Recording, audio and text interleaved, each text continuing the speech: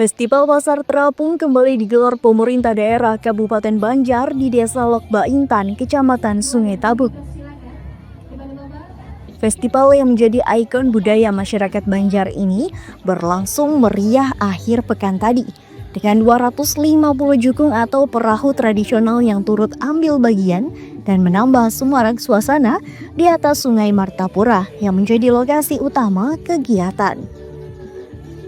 Festival Pasar Terapung Lokba Intan rutin dilaksanakan setiap tahun oleh pemerintah Kabupaten Banjar sebagai bentuk pelestarian budaya dan tradisi masyarakat Banjar yang telah diwariskan turun-temurun.